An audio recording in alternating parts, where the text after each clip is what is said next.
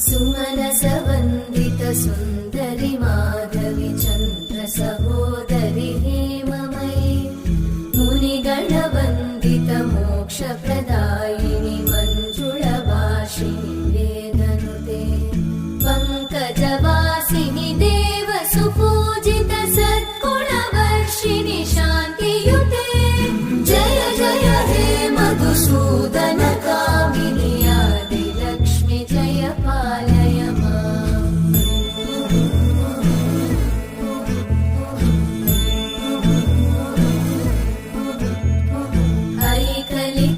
ऐकलिकल्मषनाशिनि कामिनि वैदिकरूपिणि वेदमयि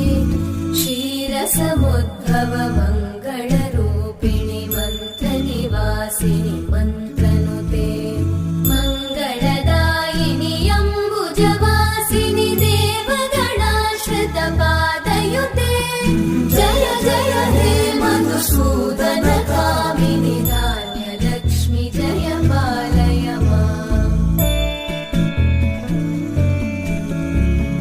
जय वरवर्णिनि वैष्णवि भार्गवि मन्त्रस्वरूपिणि मन्त्रमयि सुरगणपूजित शीघ्रफलप्रद ज्ञानविकासिनि शास्त्रनुते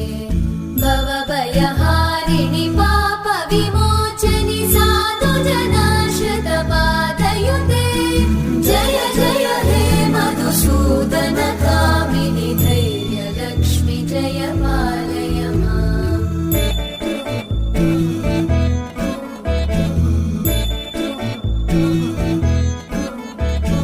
जय जय दुर्गतिनाशिनि कामिनि सर्वफलप्रद शास्त्रमये रथगजतुरगपदादिसमानुत परिजनमण्डित लोकनुते हरिहर ब्रह्म सुपूजित सेवित तापनिवारिणि पादयुते जय जय हे मधुसूदन कामिनि श्रीगजलक्ष्मी पालय माम्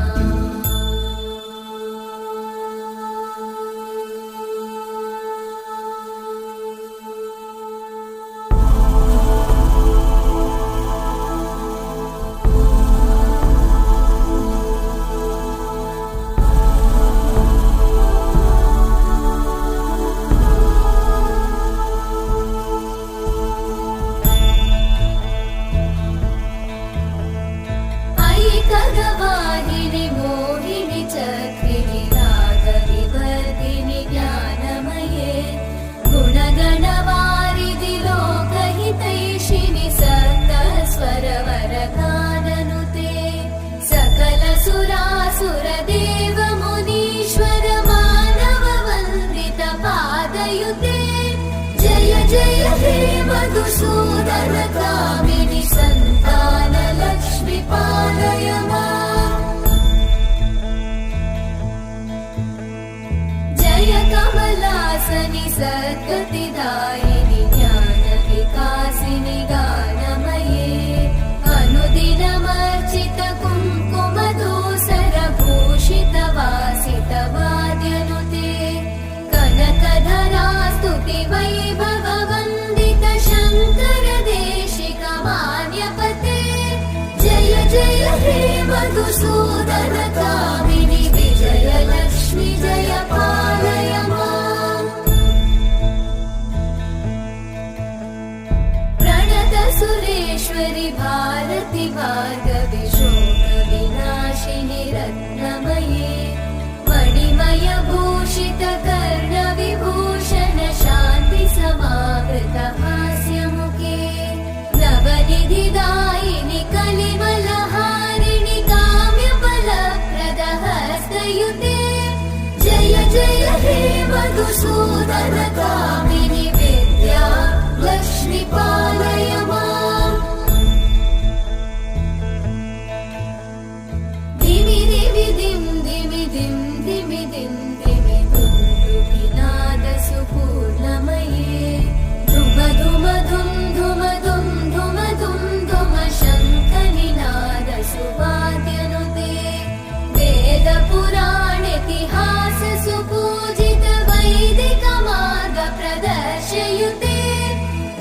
जय हे मधुसूदन कामिनि श्रीधनलक्ष्मी पालय माम् जय जय हे मधुसूदन कामिनि श्रीधनलक्ष्मी पालय